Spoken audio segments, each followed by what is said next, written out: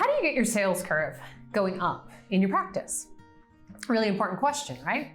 Well, you need to look at the different parts of your marketing and sales process and think of it like a funnel. So if you think about something that looks like this, the people that are at the top of the funnel are the people that are the least likely to take an action. Those are the people that are leads. And then you need to kind of move those leads through the funnel, through every stage of your process, down to the bottom of the funnel where you pop somebody out as a patient.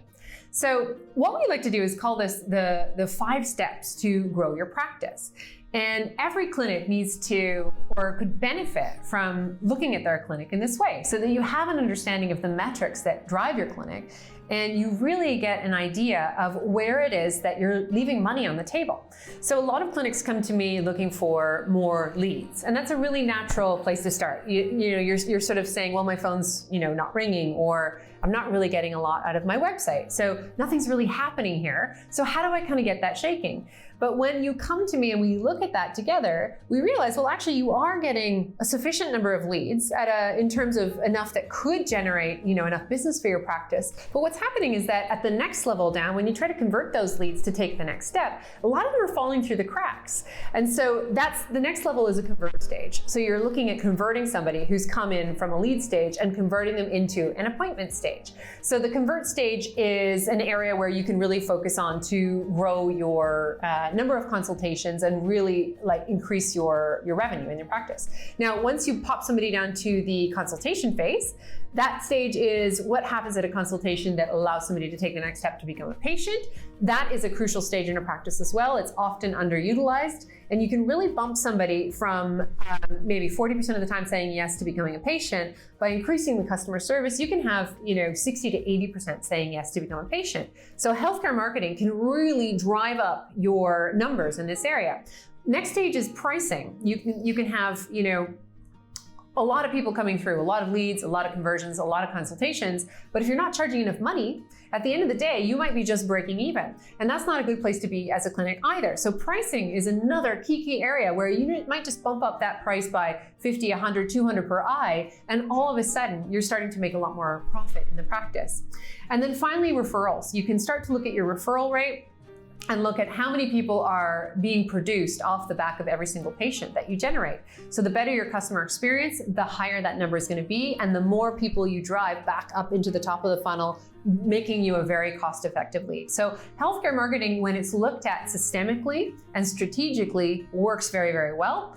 Oftentimes that's not the case, and you'll find that you have a broken funnel and you've got fishes who you're attracting to the top of your net at the top of the funnel, but you've got these little holes all throughout your pipeline, your funnel, and they're escaping and you're leaving money on the table. So definitely take a look at your clinic through that lens of a funnel and see where you can fill in those holes and make sure you're getting people coming all the way through the funnel and becoming happy patients. So what we're describing here is a really bad case of leaky funnel syndrome, right? So you've probably heard of leaky gut syndrome. Well, it's the same thing in your clinic. It's leaky funnel syndrome. So let me describe this for you so that you can see where you can plug up these holes and actually cure this syndrome. So what you're doing here is obviously you're putting a bunch of leads into the top of the funnel. And how do they fall out of the funnel, right? How do they leak out? Well, perhaps you haven't put in proper calls to action on your website. Your buttons aren't there. You're not giving people any value in exchange for clicking that button. Perhaps they aren't seeing it, or you're not showing it enough. Or perhaps you're not giving people an opportunity to do something that is a little bit lower investment than making a phone call or booking an online consult. Perhaps you're not offering them a lead magnet. Or perhaps people aren't ready to come in and see you and want to make another type of investment, like say, for example, do an online consultation, actual virtual. Or perhaps they want to do a webinar. So there's numerous things that can create leaks in the funnel at the top in the lead stage where you're losing leads that you otherwise could have converted down into the funnel. You can also lose a lot of leads through the leaky funnel syndrome out of the phone call. So let's say, for example, you're not engaging your customers. You're actually just answering questions instead of asking them. Or perhaps once somebody says, how much is it? You just basically tell them the price and then they hang up. These are all symptoms of leaky funnel syndrome. And you can address all these symptoms. You can actually plug these leaks by having good training and having good people answer your phone who know how to do this properly. Where else can you plug the leaks? Well, you have another leak area in the consultation, in the first appointment. So you potentially could be losing patients there. Maybe you're late all the time. Maybe you're not welcoming patients sufficiently well enough. Maybe you're not engaging them emotionally sufficiently. Or maybe you're failing to close. Maybe you're not asking for the order, or you can't overcome any objections. So that's another way that people fall out of the funnel. More and more leaks. Then finally, perhaps in your pricing, perhaps you're not offering financing. You're not offering a means of getting involved with just perhaps a deposit.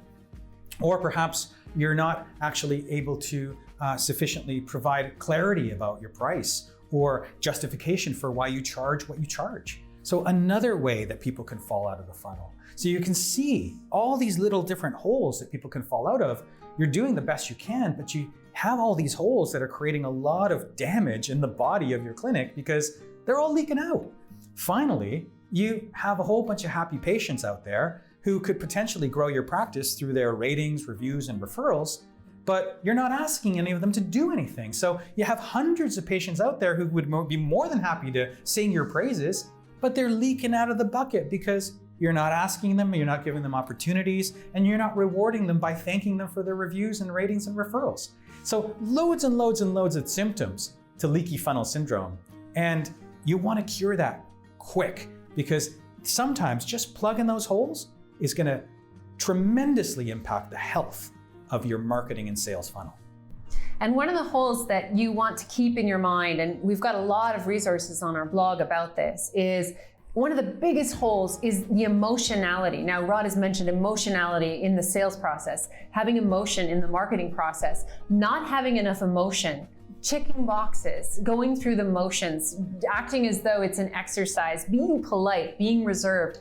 Everybody that comes to healthcare marketing, that comes to refractive marketing from outside the field, that's one of the rookie mistakes. So if you've got a team that's maybe coming from other industries, they tend to treat healthcare marketing with a bit of a kid glove system. So they sort of think, well, this is different. You know, we can't use emotions in marketing. And the reality is that is the only way you're going to really break through and start to see your marketing system generate and you know, start to take off and generate leads for you, is by getting rid of the barriers and speaking directly to somebody's heart and addressing the emotional concerns that they're bringing to the table. So I would say, does healthcare marketing work? Yes, if it's done with a system and if it's done with a true attention to the emotions of the avatar that you're most wanting to reach. Fact. Back when you were in school, you had a relatively easy way to ascertain where you stacked up against your peers and colleagues. However, now that you're in a practice setting, it's a little bit tougher to know where you stack up, not only against your ideal, but also against your peers and your colleagues. And that's why we created the Premium Practice Score. And if you'd like to take that test, if you'd like to see where you stand up against the best in the world, or perhaps the best for yourself, you're able now to take that and then see where you stack up.